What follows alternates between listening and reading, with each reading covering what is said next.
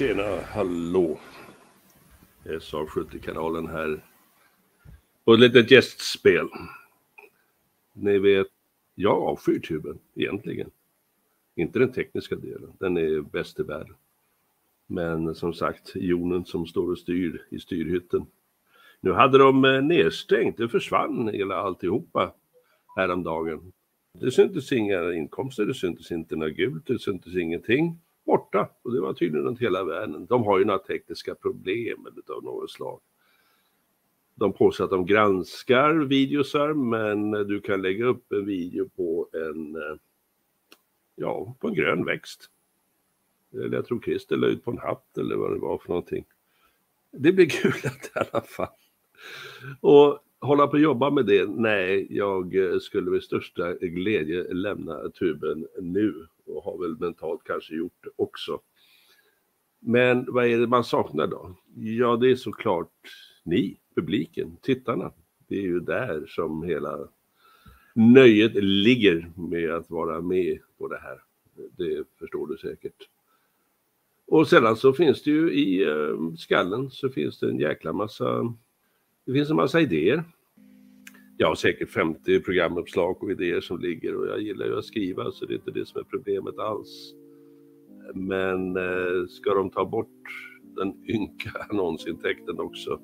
Plus att de jäklas ju bara, det är bara knivhugg i ryggen. Ja, jag har gnällt mycket om det där som jag har hört tillräckligt. Men jag tycker att publiken, du som ser och använder tuben, du ska veta vad de är bakom skål och vägg. Nåväl, det här ska inte handla om det direkt. Det ska inte handla om det alls, utan jag vill bara säga att jag gör bara en liten snabb grej här. För att jag kom över något som är intressant. Och då så tänkte jag, ska jag verkligen lägga ut det här eller ska jag strunta i det? Nej, det är ju väldigt mycket debatterande och undrande vad det handlar om med den här gasslangen där ute i Östersjön, va? Vad är det som har hänt? Vem har gjort vad? Det skrivs, det spekuleras, det antas till höger och vänster. Vet någon säkert? Ja, den som har gjort det vet säkert och de närmaste är ett svurna såklart. Men vet jag något bestämt? Nix. Filivix. Vet andra som sitter och gissar och antar, vet de någonting speciellt? Nej, jag är hemskt ledsen att säga det. De vet inte heller. Men ambitionen naturligtvis att försöka ta reda på sanningen, den är bra. Men jag som för detta professionell utredare, jag vet i vilken ände man börjar. Bladet är blankt. Jag går inte in i en utredning med en massa nedklottrat. Det här tror jag har hänt. Nej. Bladet är blankt. Man börjar därifrån så gör man en riktig utredning. Och sedan så skaffar man sig bit för bit. Så skaffar man sig förhoppningsvis mera information, kunskap. Vad är det som har skett? Och så bygger man på efter det. Jag ramlade över någonting här som jag ju naturligtvis inte kunde låta bli att bli ganska full i skratt över. För att det är ett amerikansk inrättning som har ett väldigt, väldigt bra namn. De heter nämligen The Schiller Institute. Schiller Institute minsann, ja där ser man. På Schiller Institute så finns det många kloka människor och de finns naturligtvis här på tuben så att där kan det gå in. Och det finns en herre där som håller ett ganska kort litet anförande och han heter överste och senator Richard Black. Och Richard Black som är 78 år, han är då en amerikansk politiker. Han var det för republikanerna, han har väl avgått sedan 2020 tror jag. Men han är också överste i marinen och armén. Han kommer säga själv någonting om det för att presentera sig. Och han har varit med i någonting som heter JAG Groups. Och JAG Groups, det är kan man säga juridiken inom det militära. Du har hört talas om court martials och så vidare. Det är naturligtvis väldigt mycket med det juridiska. Både när det gäller det militära och även när det gäller deras personal, utredningar och så vidare. Han är enormt erfaren på det området. Har jobbat då som en sorts åklagare kan man säga, militäråklagare. Med tusentals ärenden under bältet. som han har hanterat. Han är också Vietnamveteran, överste som sagt, marinkåren. Allt är sammantaget, plus att det är en väldigt, väldigt vettig människa.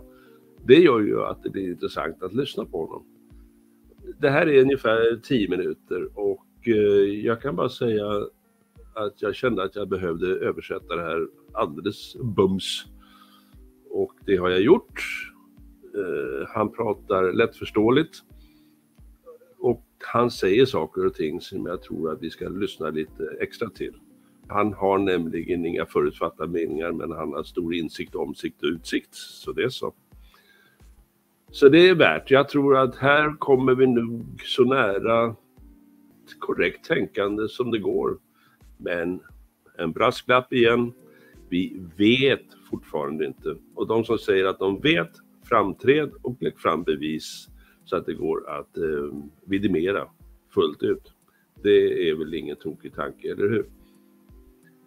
Men återigen, jag tycker att vi lyssnar på senator och översten Richard Black. Han har också gjort ett långt avsnitt som är dryga timmen där han blev intervjuad och pratar för Schiller Institute. Det är en ganska skrämmande titel. Den är USA leading world to nuclear war. Alltså USA leder världen till ett kärnvapenkrig. Det är ju som man får frostbrytningar och extra mycket håravfall. Vad är detta för någonting? Länken till den, för att den tänker jag inte översätta, det blir alldeles för mycket jobb. Men länken till den här entimmesavsnitten om varför USA håller på som de gör nu, den finner du här nere i beskrivningsrutan. Och jag uppmanar dig verkligen att se och lyssna på det. Det är inte så svår engelska faktiskt. Jag tror att de allra flesta fixar det med ganska stor akkuratess. Men det är ett skrämmande innehåll. Han beskriver ju bland annat vad amerikanernas inställning är. Vad CIA står för egentligen. Vad man pysslade med i Syrien.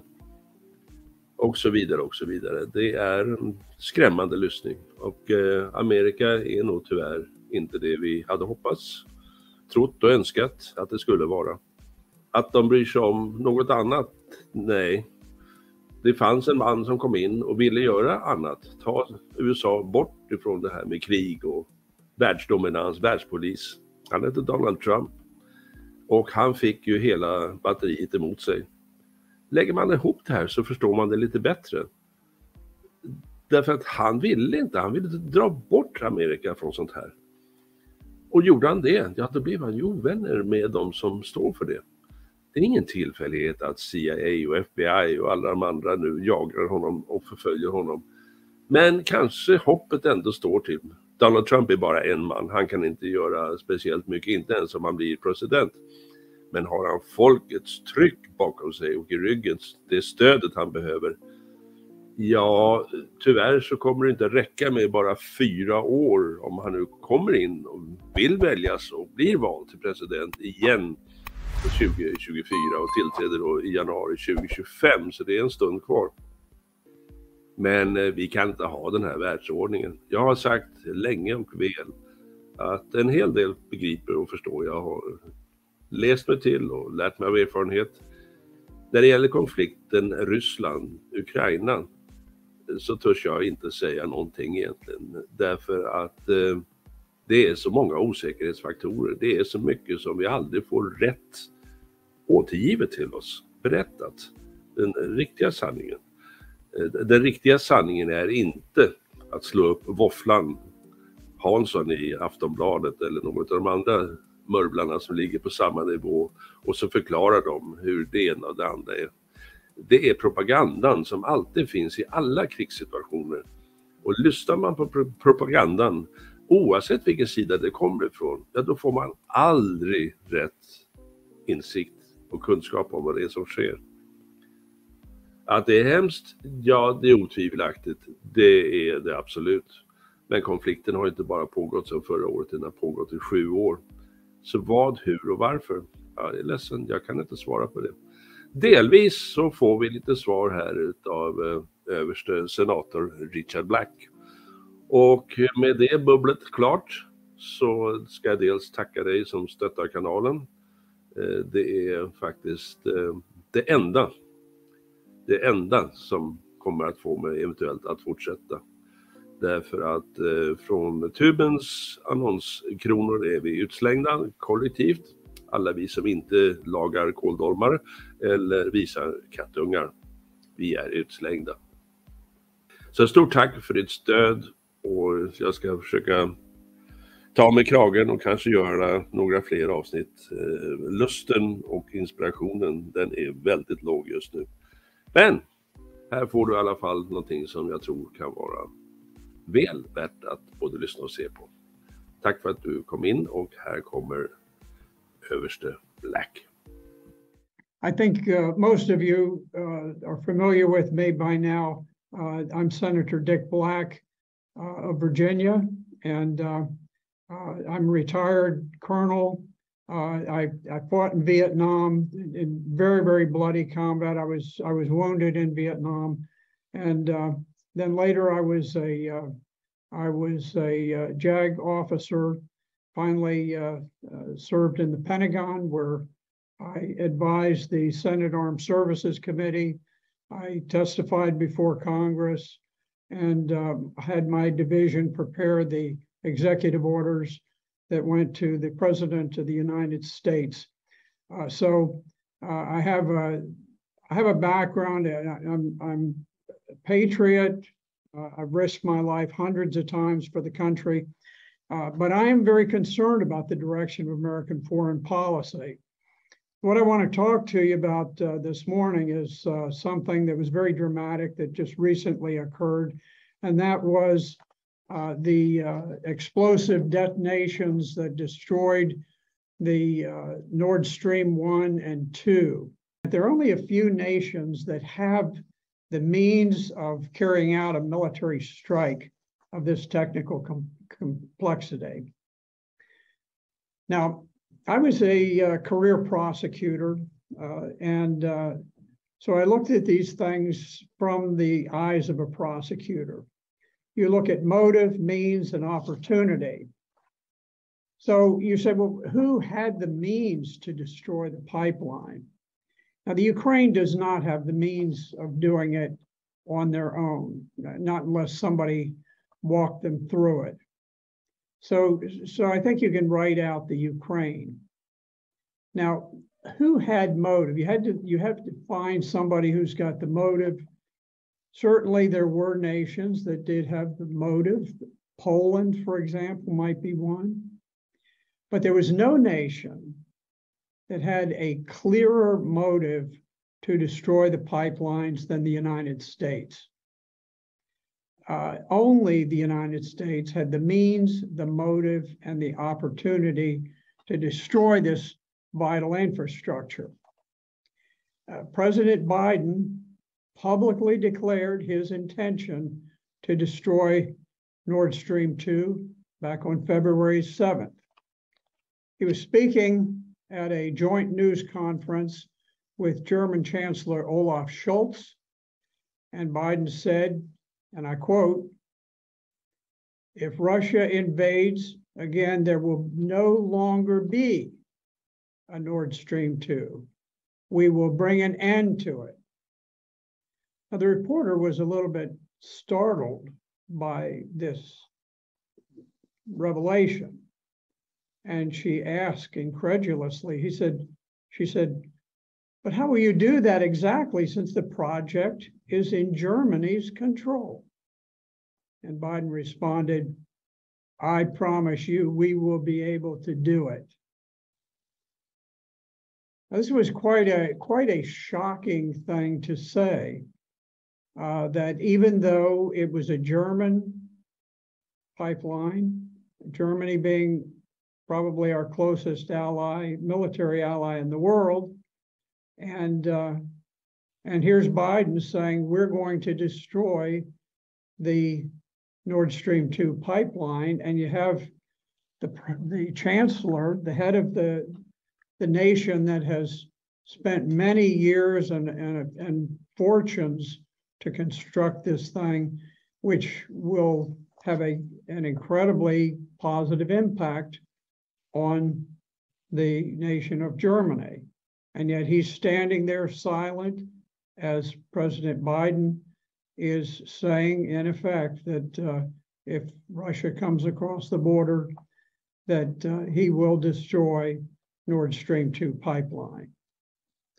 So in law, a comment like the one made by President Biden is what is known as a party admission. It's admissible in evidence as a party admission in a trial. So we have an admission from the president, we have the opportunity, we have the means, we have an incredibly strong motive. Now, there are other nations that did have motive, as I mentioned, Poland, but the way that NATO operates without prior approval from the United States, there is no nation in NATO that would move forward with an attack that would have such profound ramifications on Europe. Remember, NATO is essentially a creation of the United States. The organization is peppered by American top officials, and even the Supreme Allied Commander of Europe is always an American. So I do not believe that any nation would carry out an attack of this sort without the prior permission of the United States. So in conclusion with that, we have no explicit proof, no admission other than the president's own comments.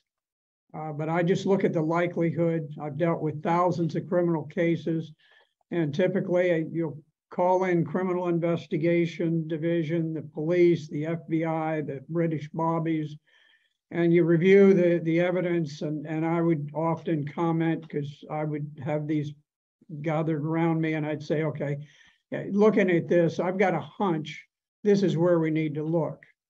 And in most cases, I was correct. In this case, my hunch is the United States did it. The motive for it is quite clear. And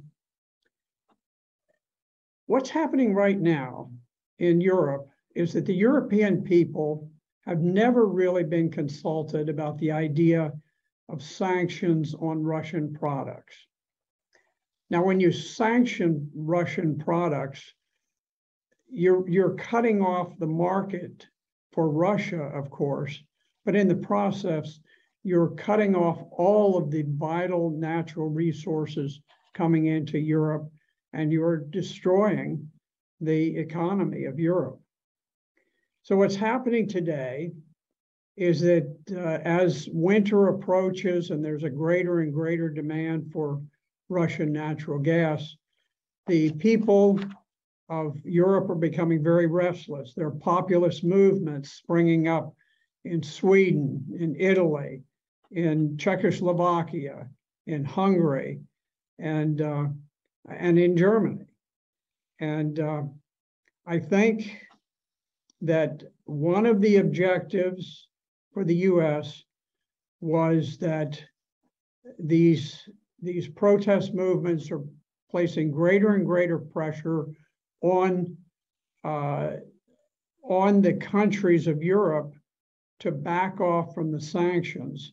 And I think quite logically, it may have been one U.S. objective to say, let's just destroy the pipelines, and that way the European people can rant and rave as long as they want. But if they say turn on the pipeline and restore the gas, it can't be done. And so it takes some of the steam out of the protest movements. Now, anybody who thinks the CIA would not do something of this nature simply does not understand the CIA. They don't function in the best interest of the American people. Their aim is to serve the boys from Davos, as I call them, groups like the World Economic Forum and all the other globalist organizations that are linked together and have enormous profits at stake in these wars. By breaking up Ukraine, by creating the war situation and knocking the socks off of the Ukrainian economy through the war, they're in the process right now of rushing in to buy up state-owned properties of Ukraine and buying them up at a nickel on the dollar. The Ukrainian people are impoverished. Outside globalists, oligarchs have the money. They're buying things on a fire sale. They want to do the same thing with Russia. And so I am most uneasy that the Central Intelligence Agency, DOD, and the State Department have coordinated to destroy those pipelines. Like I say, that's speculation, but I think it's a pretty good guess. As winter approaches, the people of Europe are beginning to wake up. And I hope that they realize they've been taken on a wild venture that is not only murderous for the Ukrainian and the Russian people, but it's suicidal for at least the economy of Europe. And I hope that the American people will also begin to recognize that, like so many of these military endeavors, this was a setup from the beginning. Yes, the Russians did attack, but the war had been planned for many years, and it had been going on 7 years before the Russians ever crossed the border. So I think there's going to be a lot of news that will come out of Europe over the winter, and I hope perhaps the Europeans will wake up and say, we're finished with this. We don't need war. We're risking a nuclear war, and it is time to restore some sanity in Europe. Thank you very much.